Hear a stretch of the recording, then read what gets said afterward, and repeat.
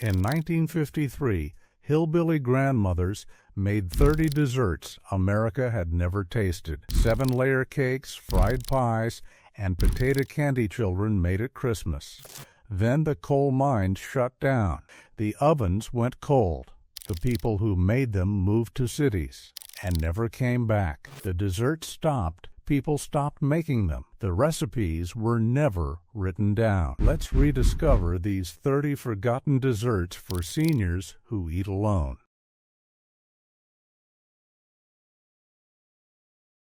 Appalachian stack cake was the most important dessert in mountain wedding culture, made by baking 6 to 8 thin spice cake layers separately, then stacking them with sweetened dried apple, filling between each layer. The cake had to sit for 3 days so the moisture from the apples would soften the dry cookie-like layers into something tender and perfect. Guests didn't bring gifts. They brought a layer. The more layers, the more popular the couple. Women soaked dried apples overnight, then cooked them with sorghum and spices until they turned dark and jam-like. The smell filled the entire holler. In 1952, a wedding in Harlan County, Kentucky had 12 layers because the bride's family was so loved. When the last piece was cut, people cried. Today, the grandmas who made those cakes eat alone. Their kids move to cities. Nobody asks how to make it. The recipe dies when they do. And if you think a 3-day wedding cake was labor-intensive, wait until you see what coal miners' wives packed in lunch pails every single morning.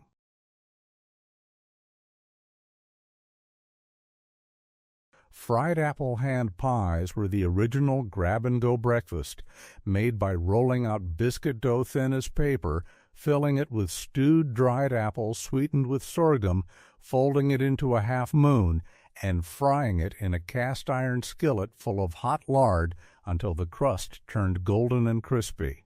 The apples inside turned into molten filling that burned your tongue if you bit in too fast. Mothers made dozens every Sunday night for the week ahead. Coal miners ate them cold in the dark at 5 in the morning before their shift. Kids ate them walking to school, the grease soaking through brown paper bags. In 1968, a gas station in Pike County, Kentucky sold them for 15 cents each. By 1985, the station switched to Little Debbie. The grandmother who made them? She's 87 now, lives alone, eats oatmeal from a packet. Nobody fries pies anymore. But mountain families didn't just preserve apples. They foraged wild blackberries so tart settlers thought they were poisonous and turned them into the most beloved dessert in Appalachia.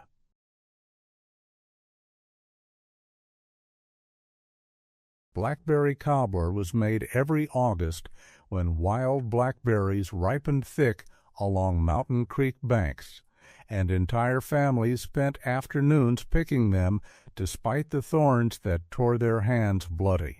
Women washed the berries, mixed them with just enough sugar to cut the tartness, and poured them into a cast-iron skillet.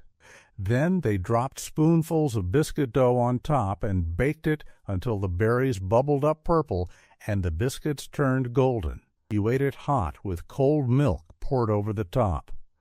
The berries stained your lips dark for days. In 1974, a church in Breathitt County, Kentucky served blackberry cobbler at every Sunday social.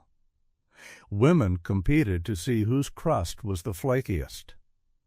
When the church closed in 1998, the social stopped. The berry patches are still there, thick and wild.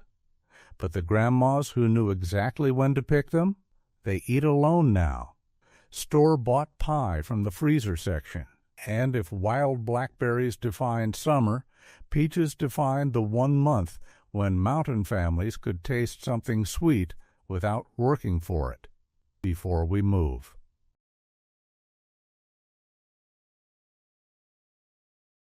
Peach cobbler was the luxury version of Blackberry cobbler, made in late July when the few peach trees that survived Appalachian winters finally produced fruit soft enough to eat.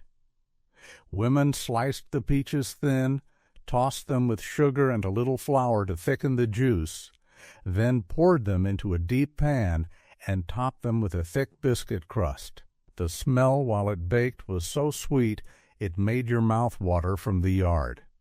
You ate it warm with a scoop of hand-cranked vanilla ice cream if you were lucky. Most families just ate it plain. In 1971, a grandmother in Letcher County, Kentucky, made peach cobbler for her granddaughter's 6th birthday. 12 people crowded around a table made from barnwood. Today, that grandmother is 89. She eats sugar-free Jell-O cups alone in a nursing home. Her granddaughter lives in Atlanta, hasn't visited in 3 years. But not all mountain desserts came from fruit. Some came from desperation and tasted better than anything made with luxury ingredients. Many of you have been asking where to find these recipes. We've gathered hundreds of them from the Depression era through the 1970s in our cookbook, Grandma's Kitchen. Complete instructions, pro tips in 10 chapters. Link is in the description below. Now, let's get back to the video.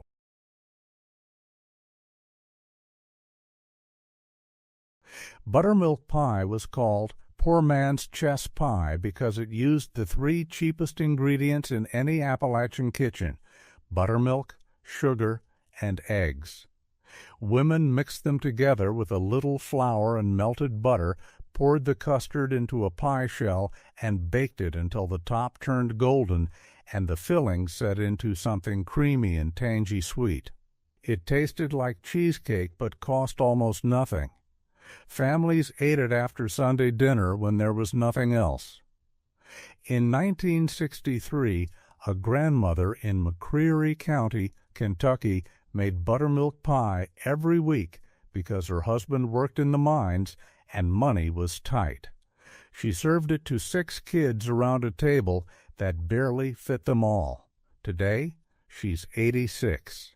Eats microwave dinners alone. Her kids scatter to Ohio and Michigan for factory work. Nobody comes home. Nobody asks how she made that pie.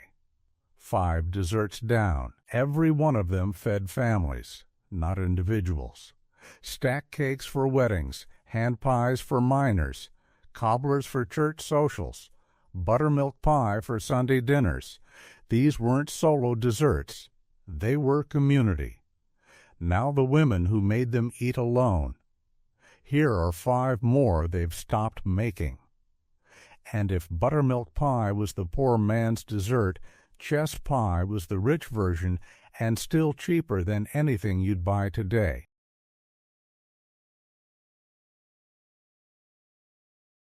Chess pie was the fancy version of buttermilk pie, made by creaming butter and sugar together until fluffy, then beating in eggs one at a time, adding a little cornmeal for texture, a splash of vinegar for tang, and vanilla for sweetness.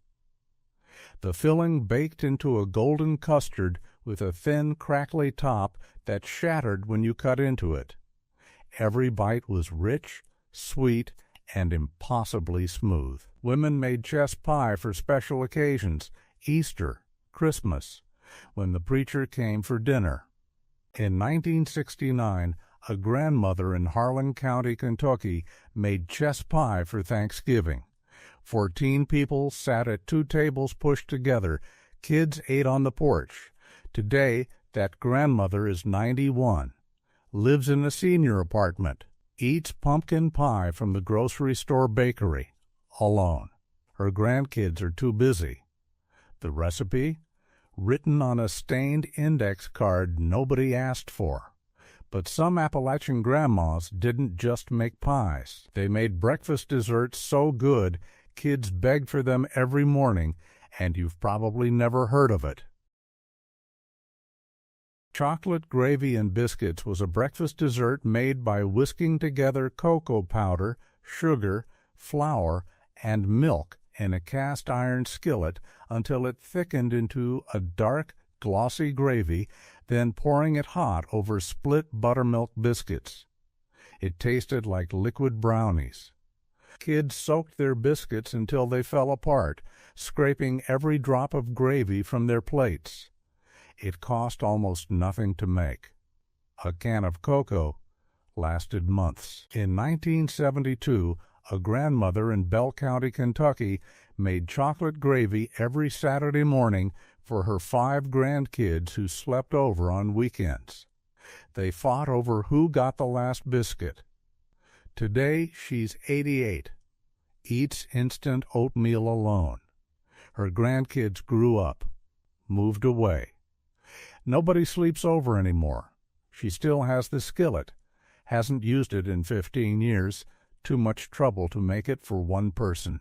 And if chocolate gravy was a weekend treat, banana pudding was the dessert every single Appalachian church potluck ended with, and nobody makes it from scratch anymore.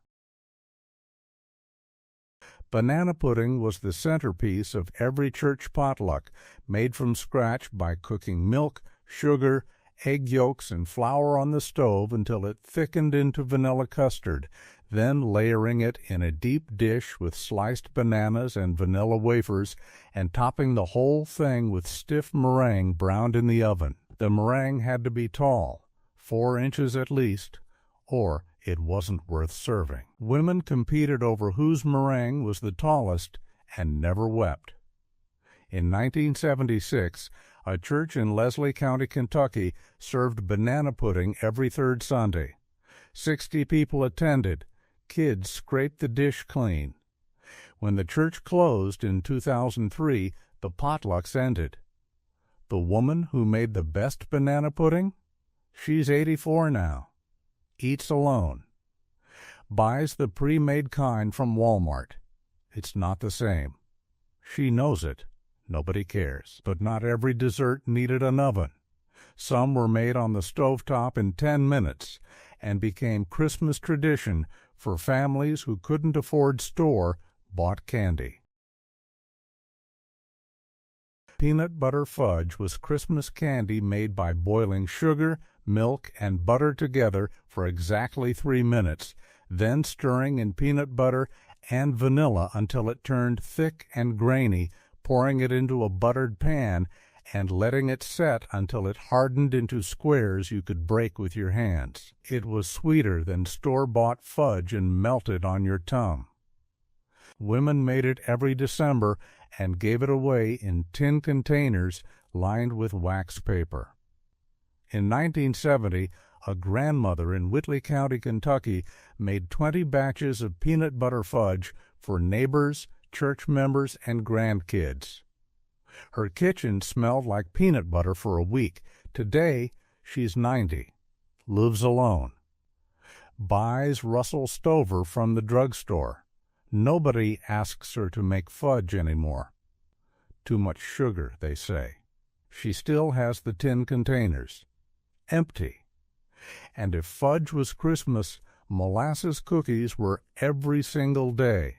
The dessert that got packed in every lunch pail, every school bag, every coat pocket in Appalachia. Molasses cookies were the everyday dessert, made by creaming butter and sugar, stirring in dark molasses and an egg, then adding flour, ginger, cinnamon, and cloves until the dough smelled like Christmas. Women rolled the dough into balls, pressed them flat with the bottom of a glass dipped in sugar, and baked them until the edges crisped but the centers stayed chewy. Kids ate them walking to school. Miners ate them underground. They lasted for weeks. In a tin. In 1965, a grandmother in Knox County, Kentucky, baked molasses cookies every Sunday night. She filled a gallon jar for the week. 6 kids grabbed them on their way out the door every morning. Today she's 87, lives alone. Buys Chips Ahoy from the Dollar General. The cookie jar sits empty on the counter. Nobody's there to fill it for. 10 desserts down, every one made for crowds. Stack cakes for 50 guests. cobblers for church socials, banana pudding for potlucks, molasses cookies for 6 kids. These weren't recipes for one. They were recipes for family. Now the women who made them eat alone. Here are 10 more nobody makes anymore. But if everyday cookies were simple, special occasion cakes were masterpieces. And this one took 2 days to make because the filling had to be made from scratch first.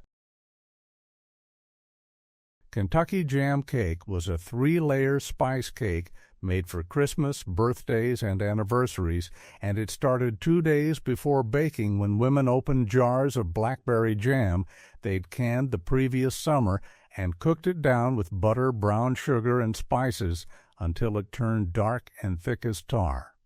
The cake itself was made by creaming butter and sugar, adding eggs one at a time, then folding in flour mixed with cinnamon, cloves, allspice, and nutmeg. The batter smelled like Christmas morning. Women baked 3 round layers, let them cool completely, then spread the blackberry jam filling between each layer and covered the whole cake with caramel icing made by boiling sugar and cream until it turned the color of autumn leaves. The icing had to be poured while it was still hot, dripping down the sides in thick ribbons. You couldn't cut it for at least 4 hours or the layers would slide apart. In 1973, a grandmother in Pike County, Kentucky, made jam cake for her daughter's wedding reception. 60 people ate it. Somebody said it was the best cake they'd ever tasted. Today, that grandmother is 89. She still has the cake pans, the wooden spoon, the handwritten recipe on a grease-stained card. But she hasn't made it in 12 years. Too much work for one person. Her daughter lives in Lexington now, calls twice a month, never visits. The blackberry jam jars sit unopened in the basement, covered in dust. Nobody makes jam cake anymore, and if jam cake was for special occasions, blackberry dumplings were for ordinary Tuesdays when the berries came in so thick you had to use them or lose them. Blackberry dumplings were comfort food made by boiling fresh wild blackberries with sugar and water until the juice turned deep purple and the kitchen smelled like summer. Then dropping spoonfuls of biscuit dough directly into the bubbling berry liquid and covering the pot so the dumplings steamed soft and fluffy. The dumplings soaked up the berry juice and turned lavender inside. You ate them hot in bowls with the berry syrup poured over the top and cold milk on the side to cut the sweetness. Kids stained their mouths purple. Mothers wiped their faces with dish towels. It was messy, simple, and made with ingredients that cost almost nothing. In 1971, a grandmother in Breathitt County, Kentucky, made blackberry dumplings every August when the berries ripened thick along the creek bank behind her house. Her grandkids picked the berries in coffee cans, complaining about the thorns. She made dumplings that same afternoon. They ate them together on the porch while lightning bugs blinked in the trees. 30 years later, those grandkids are scattered across 3 states. The grandmother is 86, lives alone in a duplex with vinyl siding. The creek is still there, and the blackberries still grow wild every August. But nobody picks them. She buys frozen berries from the grocery store now, but she doesn't make dumplings anymore. Too much trouble for one bowl. The pot she used? Rusted and stored in the shed. The recipe? In her head. Nobody asked for it. When she dies, it dies with her. But not every dessert was complicated. Some were so simple kids could make them, and that's exactly why they mattered. Tea cakes were soft, buttery cookies made by creaming butter and sugar together until light, adding eggs and vanilla, then stirring in just enough flour to make a dough that rolled out smooth as pie crust. Women cut them into circles with the rim of a drinking glass, placed them on greased baking sheets, and baked them until the edges barely browned. They weren't frosted. They weren't fancy. They tasted like butter and sugar and nothing else. That was the point. Kids ate them after school with cold milk. Grandmas wrapped them in wax paper and tucked them into coat pockets. They lasted for days and never got hard. In 1968, a grandmother in Bell County, Kentucky, made tea cakes every Sunday afternoon. Her grandkids sat at the kitchen table and helped cut the circles. She let them eat the scraps of dough. They talked while the cookies baked. She asked about school. They told her everything. Those Sunday afternoons were the safest hours of their childhood. Today, that grandmother is 91. She lives in a senior apartment with white walls and fluorescent lights. There's no kitchen big enough to roll out dough. No grandkids stopping by on Sundays. She eats store-bought vanilla wafers from a box. They taste like cardboard. She knows the difference. Nobody asks her to make tea cakes anymore. The rolling pin she used for 50 years? Donated to Goodwill 3 years ago when she moved. Nobody wanted it. Nobody wanted the recipe either, and if tea cakes were simple comfort, this next pie was pure survival, made during the Depression when lemons were impossible to find in the mountains. Vinegar pie was called desperation pie because it was invented during the Great Depression, when lemons cost more than a day's wages and Appalachian families had to get creative. Women made it by whisking together sugar, flour, eggs, butter, and a few tablespoons of apple cider vinegar, then pouring the mixture into a pie shell and baking it until the filling set into a smooth custard. The vinegar provided the same tart brightness as lemon juice, and when you tasted it, you swore it was lemon meringue pie. Nobody believed it was made with vinegar until you told them. It cost almost nothing. A bottle of vinegar lasted a year. In 1936, a grandmother in Harlan County, Kentucky, made vinegar pie 3 times a week because it was the only dessert she could afford. Her husband was out of work. Her kids were hungry. The pie made them feel like things weren't as bad as they were. 70 years later, that same grandmother, now gone, left behind a handwritten recipe card tucked inside a King James Bible. Her granddaughter found it while cleaning out the house after the funeral. She tried to make it once. It didn't turn out right. She didn't know you had to use apple cider vinegar, not white.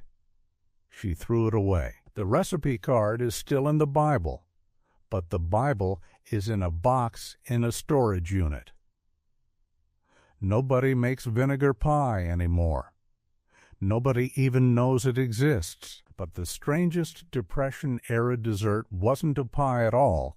It was candy made from mashed potatoes, and every kid in Appalachia helped roll it out at Christmas. Potato candy was Christmas magic made by mashing one warm boiled potato until smooth, then stirring in powdered sugar cup after cup until the mixture turned into a thick, sweet dough that didn't taste like potato at all.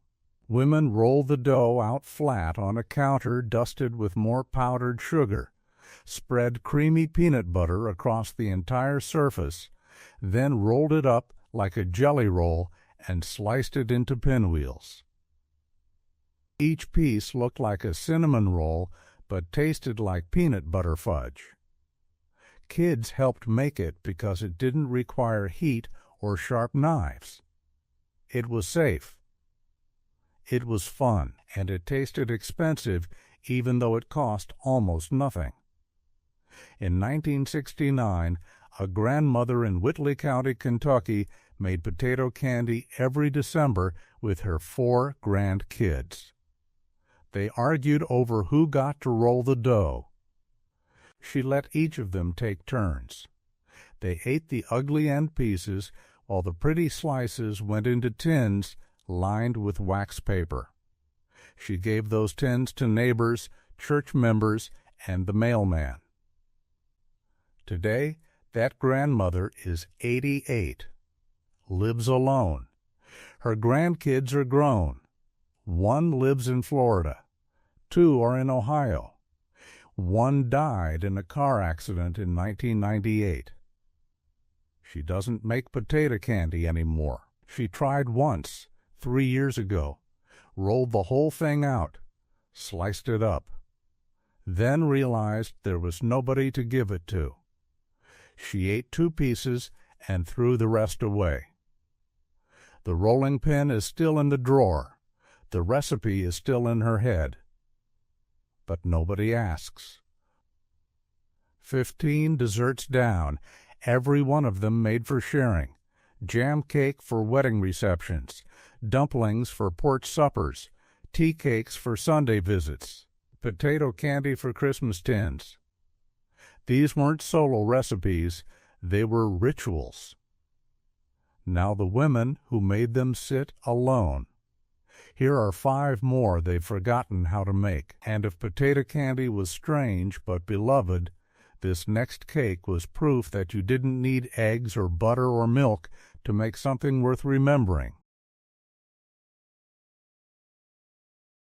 Poor man's cake was survival baking made during World War II when butter, eggs, and milk were rationed and Appalachian families had to make dessert without them. Women mixed flour, sugar, cocoa powder, baking soda, salt, vegetable oil, vinegar, and water directly in the baking pan. No mixing bowl, no electric mixer, no waste. They stirred it with a fork, making 3 wells in the dry ingredients and pouring the wet ingredients into each well, then stirring until the batter was smooth. It baked into a moist, dark chocolate cake that tasted richer than cakes made with butter. The vinegar reacted with the baking soda to make it rise. Nobody tasted the vinegar. Nobody missed the eggs. In 1943, a grandmother in McCreary County, Kentucky, made poor man's cake every week because it was the only cake she could afford. Her husband was overseas. Her 3 kids needed something sweet to remind them life was still worth living. She baked it in a square pan and served it plain, sometimes with a dusting of powdered sugar if she had any. The kids never complained. 70 years later, that grandmother is gone. Her daughter, now 85, still has the recipe written on the back of an envelope. She tried to make it last year. It turned out perfect, but she ate 1 piece and threw the rest away because there was nobody to share it with. Nobody came over. Nobody called. The cake sat on the counter for 3 days before she scraped it into the trash. She hasn't made it since. And if war rationing forced creativity, mountain poverty demanded it, which is why this cake was sweetened with sorghum instead of sugar. Sorghum cake was mountain poverty made delicious, baked by creaming butter and sugar together, stirring in dark sorghum syrup that smelled like molasses but tasted earthier and less sweet, then adding eggs, buttermilk, flour, baking soda, and warm spices like cinnamon and ginger. The batter was thin and poured into a greased pan like brownie batter. It baked into a dense, moist cake with a dark amber color and a flavor you couldn't get from white sugar. Sorghum was cheaper than sugar because families grew it themselves, pressing the cane stalks through wooden mills powered by mules walking in circles. The syrup dripped golden and thick into metal buckets. Women used it for everything: pancakes, biscuits, tea, and cake. In 1958, a grandmother in Leslie County, Kentucky, made sorghum cake for her son's 10th birthday. She didn't have money for store-bought frosting, so she dusted the top with powdered sugar she borrowed from a neighbor. Her son said it was the best cake he'd ever eaten. 50 years later, that son, now 60, tried to find the recipe after his mother died. She never wrote it down. He asked his sisters. None of them remembered the measurements. He tried to recreate it twice. Both times it turned out wrong. Too dry, not sweet enough. He gave up. The sorghum mill his grandfather built, still standing, rusted and falling apart in a field nobody farms anymore. Nobody makes sorghum cake anymore. Nobody even knows what sorghum tastes like. But not all mountain desserts came from poverty. Some came from the first fresh thing that grew in spring, and it was so tart it made your mouth pucker. Rhubarb pie was the first dessert of spring, made in late April when the rhubarb stalks pushed up through the mud and a little flour to thicken the juice, piled it into a pie shell, covered it with a top crust, and baked it until the filling bubbled pink and the crust turned golden. The first bite was shockingly tart, then sweet, then tart again. You ate it with vanilla ice cream or cold milk to balance the sourness. It tasted like spring felt, sharp, bright, alive.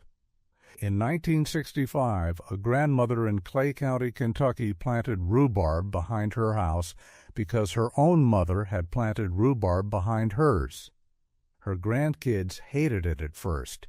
Too sour, they said. But she made them eat it anyway. By the time they were grown, they loved it. The rhubarb is still there, thick and red every spring. Scripture cake was Sunday school and baking class combined. Judges 5:25 told you to use butter. Jeremiah 6:20 meant sugar. Isaiah 10:14 was eggs. 1 Kings 4:22 was flour. The girls wrote down the ingredients, measured them carefully, and baked the cake under their grandmother's supervision. It was a spice cake, heavy and dense, filled with raisins and figs and almonds. It tasted like fruit cake, but better. Peanut butter no-bake cookies were, and it started by boiling sugar, butter, milk, and cocoa powder together in a saucepan for exactly 1 minute, then stirring in peanut butter. Kids made them after school when nobody was home. They made them for bake sales.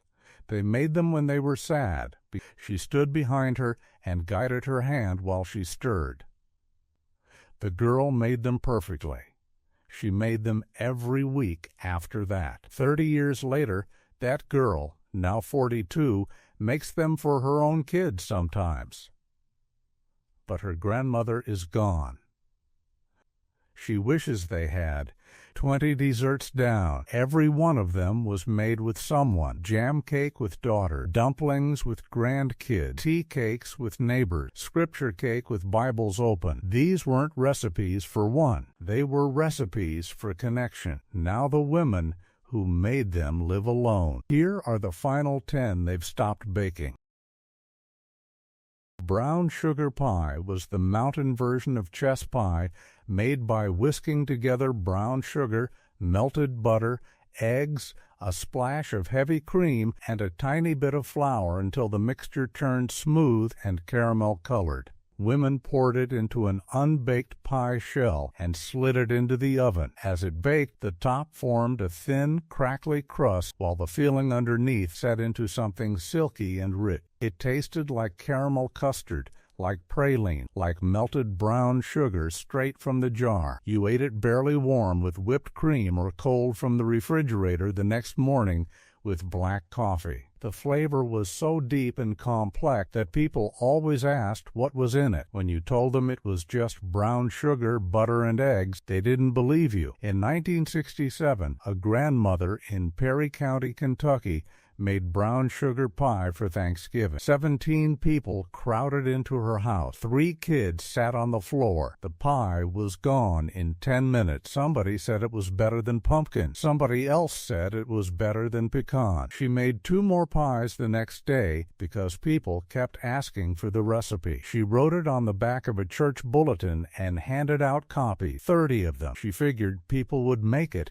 and remember her. Most of those people are dead now. The grandmother died in 2001. Her daughter found a stack of those church bulletins in a drawer when she was cleaning out the house. She saved one and threw the rest away. She tried to make the pie once, 5 years ago, for Thanksgiving. Her kids didn't like it. Too sweet, they said. They wanted pumpkin. She ate 1 slice and put the rest in the trash. She hasn't made it since. The church bulletin with the recipe is tucked inside a cookbook she never opened. The pie pan her mother used, donated to Goodwill.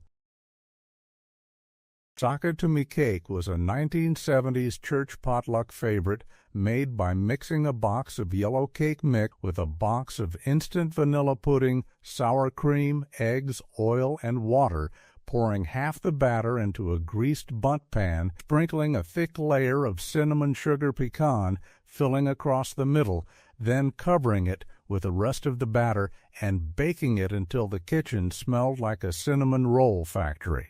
The cake came out tall and golden, with a ribbon of sweet filling running through the center. Women drizzled it with powdered sugar glaze while it was still warm. The glaze soaked into the cracks and made every bite sticky sweet. The name came from a comedy show catchphrase in the 60s. It didn't mean anything. It just sounded fun. In 1974, a grandmother in Whitley County, Kentucky, made sock-it-to-me cake for every church social. She used the same bundt pan for 20 years. The pan was so old the nonstick coating was worn off in spots, but the cakes always released perfectly. She brought the cake on a glass pedestal plate covered with plastic wrap. People saw her walking in and started whispering, "She brought the sock-it-to-me cake." It was gone in 15 minutes. She made it so often that people started asking her to make it for birthdays, anniversaries, and funerals. She never said no. In 1995, she made it for a funeral dinner after her best friend died. 60 people ate it in the church basement. Somebody said it was the best thing they'd eaten all week. Somebody else said it was better than the ham. She smiled and said it was just a box cake, but it wasn't. It was her thing, the thing people remembered her for. She died in 2008. Her daughter inherited the bundt pan. She tried to make the cake once for a church bake sale in 2010. It didn't turn out right. Too dry. The filling sank to the bottom. She didn't know you had to grease the pan with shortening,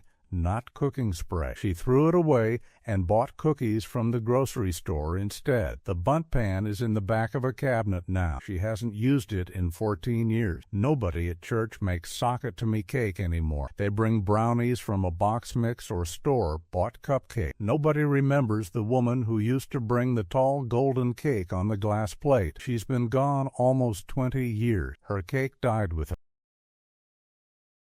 Apple butter cake was autumn baking made by creaming butter and sugar together, stirring in homemade apple butter, the thick, dark kind you made by cooking apples down for 8 hours until they turned almost black, then adding egg, flour, baking soda, cinnamon, clove, and nutmeg. The apple butter replaced most of the sugar and all of the moisture. The batter was thick and smelled like apple cider and wood smoke. It baked into a dense, moist cake that tasted like concentrated apples and fall air. You didn't frost it, you didn't need to. It was perfect plain. In 1969, a grandmother in Bell County, Kentucky, made apple butter every September. She peeled bushels of apples by hand, cooked them in a copper kettle over a wood fire in the yard, and stirred them with a wooden paddle for hours. The apple butter turned dark as molasses and thick as peanut butter. She canned it in quart jars and stored it in the cellar. All winter long,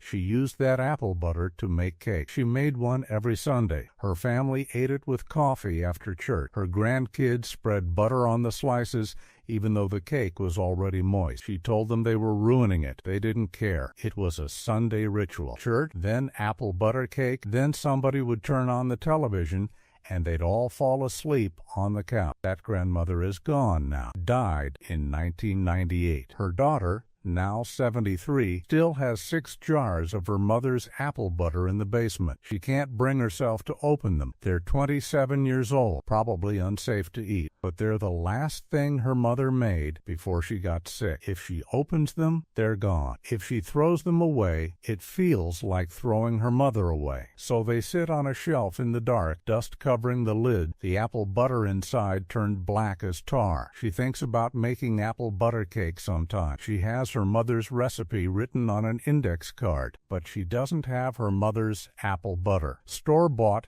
doesn't taste the same. Too sweet, not dark enough. She tried once, 10 years ago. The cake was fine, but it wasn't right. It didn't taste like Sunday. It didn't taste like her mother's hands stirring the kettle. It didn't taste like home. She threw half of it away. She hasn't made it since. The recipe card is still in the drawer. The jars are still in the basement. Nobody makes apple butter anymore. Nobody makes the cake. Blackberry jam cake was summer preserved in a cake made by creaming butter and sugar together, stirring in a full cup of homemade blackberry jam, the kind you made by boiling wild blackberries with sugar until they thickened, then canning them in half-pint jars with wax seals, then adding eggs, buttermilk, flour, baking soda, and warm spices like cinnamon, allspice, and clove. The jam turned the batter purple-pink and made the cake incredibly moist. You baked it in 3 round layers, let them cool, then stacked them with more blackberry jam between each layer and covered the whole thing with caramel frosting made by boiling sugar and cream until it turned golden. The cake tasted like summer and fall combined, berries and spice, sweet and tart. In 1971, a grandmother in Breathitt County, Kentucky, made blackberry jam cake every year for her husband's birthday in October. She picked the blackberries in July, canned the jam in August, and baked the cake the first week of October. Her husband said it was the only birthday present he needed. He didn't want ties or tools or new boots. He wanted that cake. She made it for him for 37 years. In 2008, he died 3 weeks before his birthday. She made the cake anyway. She didn't know what else to do. She baked all 3 layers, stacked them, frosted them, and set the cake on the table where they used to eat together. She cut 1 slice. She ate half of it. Then she sat at the table and cried. The rest of the cake sat there for 4 days before she finally threw it away. She hasn't made it since. She still picks blackberries every July out of habit. She still cans jam, but she doesn't make the cake anymore. There's nobody to make it for. Rhubarb cobbler was spring desperation baking, made in late April when winter food was running out and the garden wasn't ready yet, but the rhubarb was already knee-high and thick as a man's thumb. Women cut the stalk, chopped them into chunks, tossed them with sugar and a little flour, and dumped them into a baking dish. Then they made a simple biscuit topping by mixing flour, sugar, butter, milk, and baking powder into a thick batter and dropping it in spoonfuls over the rhubarb. It baked into a bubbling, tart, sweet mess that you ate hot with cold milk poured over the top. The rhubarb turned soft and stringy. The biscuit topping soaked up the pink juice. It wasn't pretty. It wasn't fancy, but it was food, and it was sweet, and it meant winter was over. In 1963, a grandmother in Leslie County, Kentucky, made rhubarb cobbler every spring because it was the first dessert you could make without opening a jar of canned fruit or spending money at the store.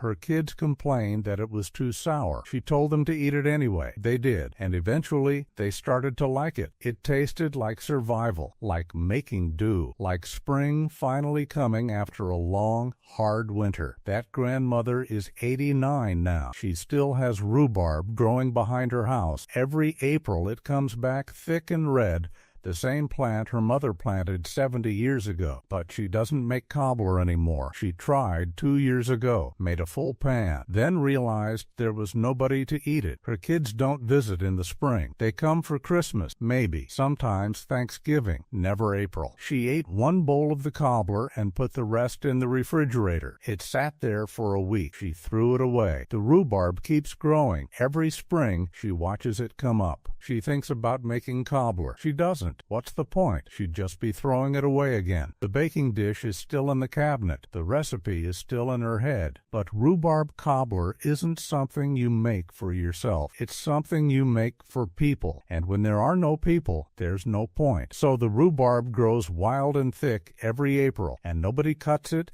and nobody eats it, and eventually it flowers and goes to seed and dies back down in the fall. And the next spring, it comes back again, waiting for someone who never comes. 25 desserts down, every one made for someone else. Brown sugar pie for Thanksgiving table, sock-it-to-me cake for church social, apple butter cake for Sunday afternoon, blackberry jam cake for a husband's birthday. These weren't recipes for one, they were love in a pan. Here are the final 5. Gingerbread cake was winter comfort made by boiling water and butter together, stirring in molasses and baking soda until the mixture foamed like a science experiment, then adding flour, sugar, ginger, cinnamon, and cloves, and beating it into a thin, dark batter that smelled like Christmas. You poured it into a square pan and baked it until the top cracked and the edges pulled away from the side. It came out dense and moist, almost pudding-like in the center. You ate it warm with a dollop of whipped cream or a glass of cold milk. The molasses made it dark as chocolate, and the ginger gave it a warm, spicy bite that lingered on your tongue. In 1966, a grandmother in Clay County, Kentucky, made gingerbread cake every Saturday night in the winter. It was cheap to make, it filled you up, and it made the house smell like someone cared. Her grandkids ate it in front of the wood stove while the wind rattled the window. They dipped the corners in milk until the cake fell apart. She didn't care. She cut them bigger pieces. That's what grandmas did. Today, that grandmother is gone. Died in 2012. Her granddaughter, now 58, tried to make the gingerbread cake last Christmas. She found the recipe written in her grandmother's handwriting on a scrap of paper tucked inside an old hymnal. The handwriting was shaky. Her grandmother must have written it near the end. The granddaughter followed the recipe exactly. She boiled the water. She stirred in the molasses. She watched it foam. She poured it into the same kind of square pan her grandmother used. It came out perfect. It smelled exactly the way she remembered. She cut a piece, sat down at her kitchen table, and took a bite, and then she cried, because it tasted exactly right, but everything else was wrong. There was no wood stove, no wind rattling the windows, no grandmother cutting her a bigger piece, no cousins sitting on the floor, just her, alone, in a quiet house, with a pan of gingerbread nobody would eat. She wrapped the cake in foil and brought it to work the next day, left it in the break room. Cornmeal cake was Sunday breakfast dessert made by mixing cornmeal, flour, sugar, eggs, buttermilk, melted butter, and baking powder into a thick batter that poured like honey and baked into a golden cake with a slightly gritty texture from the cornmeal. It wasn't quite cornbread. It was sweeter, moister, and more tender. You ate it warm, sliced thick, with butter melting into the crumb and sorghum syrup drizzled over the top. Some families ate it with bacon on the side, some ate it with black coffee, some ate it plain, standing at the kitchen counter before church. It tasted like corn and butter and sugar, simple and filling and exactly right. In 1970, a grandmother in Knox County, Kentucky, made cornmeal cake every Sunday morning before church. She mixed it while the coffee perked. She baked it while everyone got dressed. She pulled it from the oven right as the family sat down at the table. They ate it fast in big slices because church started at 10 and you couldn't be late. Her grandkids remember that cake more than they remember the sermon. They remember the way it smelled, the way the butter melted into the yellow crumb, the way their grandmother cut the slices with a knife she sharpened on a whetstone before every use. They remember fighting over who got the corner pieces. They remember their grandfather pouring sorghum syrup in a thick ribbon across his slice. They remember feeling safe. That grandmother died in 2005. Her daughter kept the recipe. She taped it to the inside of a cabinet door so she wouldn't lose it. She's made the cake twice since her mother died. Once in 2007, once in 2019. Both times it turned out fine. Both times she ate one piece and threw the rest away. Her kids don't like cornmeal. Too grainy, they say. They like pancakes from the diner. They like donuts from the grocery store. They don't understand why cornmeal cake matters. She can't explain it. It's not about the taste. It's about Sunday mornings when everyone was together. It's about her mother's hands mixing the batter. It's about the smell that filled the house and made you feel like everything was going to be okay. You can't explain that to someone who wasn't there. Fried blackberry pies were summer in your hand, made by rolling out biscuit dough thin, cutting it into circles, spooning wild blackberry filling onto one half, folding it over into a half moon, crimping the edges with a fork, and frying each pie in a cast-iron skillet full of hot lard until both sides turned golden brown. The crust was crispy and flaky. The filling was hot and purple and tart sweet. You ate them with your hands, standing in the kitchen, burning your tongue, because you couldn't wait. They were portable, cheap, and made with berries you picked for free. In 1973, a grandmother in Perry County, Kentucky, made fried blackberry pies every Saturday in July and August. Her grandkids picked the berries on Friday afternoon. She made the pies on Saturday morning. By noon, they were gone. The kids ate them on the porch. They ate them walking to the creek. They ate them in the car on the way to town. The pies were gone before they even cooled. That grandmother is 87 now. She still makes fried blackberry pie every July, every August. She still picks the berries herself,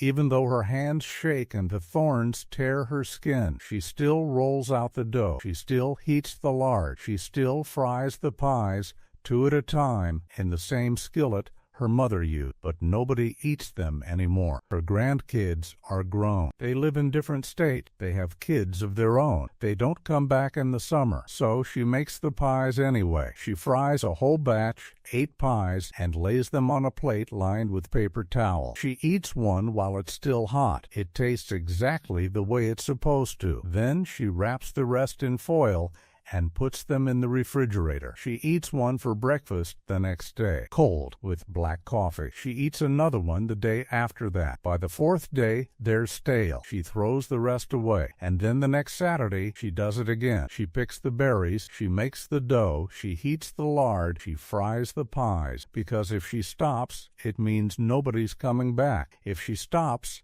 it means it's over. So she keeps making them every summer, every Saturday.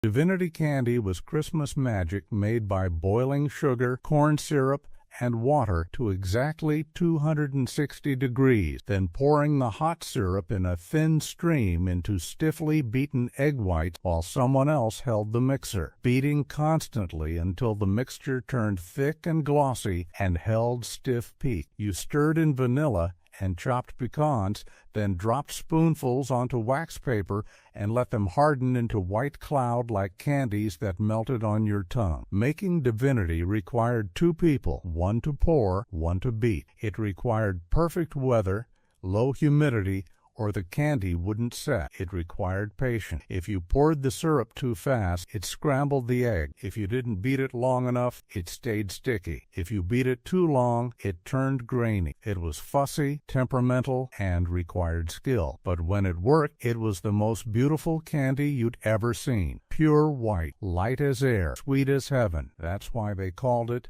Divinity. In 1968, a grandmother in McCreary County, Kentucky, made Divinity every Christmas. Her daughter stood at the mixer. She poured the syrup. They worked together in silence, focused, synchronized. It took 30 minutes of constant beating. Their arms ached, but the candy always turned out perfect. They made it every year for 20 years. Then the daughter moved to Cincinnati for work. She came home for Christmas, but she was busy. She had kids. She was tired. She didn't have time to stand at the mixer for 30 minutes, so the grandmother tried to make it alone. She set up the mixer on the counter, turned it on high, and tried to pour the syrup with one hand while holding the bowl steady with the other. It didn't work. The syrup pooled on one side. The egg whites deflated. The candy didn't set. She set up the mixer on the counter, turned it on high, and tried to pour the syrup with one hand while holding the bowl steady with the other. It didn't work.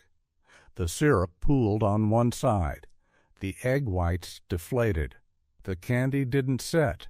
She threw it away. She tried again the next year. Same result. She tried one more time in 1992. It failed again. She gave up. She never made Divinity again. Her daughter doesn't remember the last time they made it together. She doesn't remember deciding not to help anymore. It just stopped. The grandmother died in 2010. The daughter found the candy thermometer in a drawer when she was cleaning out the house.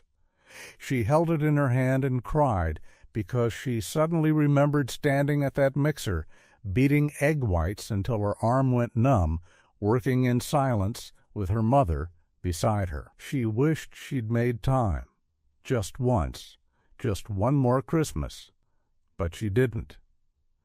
And now it's too late. Nobody makes Divinity anymore. It's too hard to make alone. Leather breeches sweet beans were the most controversial dish in Appalachian cooking, made by threading fresh green beans, pods and all, onto long strings and hanging them to dry in the sun or near the wood stove until they turned brown, shriveled, and leathery. Women stored them for winter, then rehydrated them by soaking them overnight and cooking them for hours with bacon, onions, and sometimes a little sugar or sorghum to make them sweet. Some families ate them as a side dish. Some families ate them as dessert. It depended on how much sugar you added. The beans turned dark, almost black, and tasted smoky, sweet, and strange. You either loved them or hated them. There was no in between. Most people today have never heard of them. The ones who have think they're a joke. But they were real. In 1964, a grandmother in Harlan County, Kentucky, dried leather breeches every August. She strung them across the kitchen rafters. They hung there all winter, swaying when the wind blew through the cracks in the walls.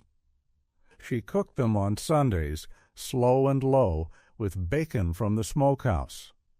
She added molasses at the end. Her grandkids ate them with cornbread. They didn't question it. That's what you ate. Today, that grandmother is gone. Her granddaughter is 70. She remembers the leather breeches hanging from the ceiling. She remembers the smell when they cooked. She remembers her grandmother saying they were good for you, that they kept you strong through the winter. But she's never made them. She doesn't know how. She doesn't even know where you'd buy the right kind of beans. She asked her mother once, years ago, how to make them. Her mother said, "Why would you want to know that? Nobody eats those anymore." So she never learned. And now her mother is gone too, and the recipe, if you can call it that, is gone with her. Leather breeches sweet beans are the most forgotten dessert on this list. Most people reading this have never heard of them. Half the people who have heard of them think they're disgusting, but they mattered. They were survival. They were tradition. They were the last thing you ate in March when the pantry was empty and spring was still a month away. And now, they're gone, not because people decided they didn't like them, but because nobody thought to teach the next generation how to make them. And that's the saddest ending of all. These desserts fed miners, filled church tables, and saved families through hard winters. Then the young left. The ovens went cold. Now grandmothers sit alone with recipes in their heads. If this moved you, smash that like button and share it. We decide what gets remembered.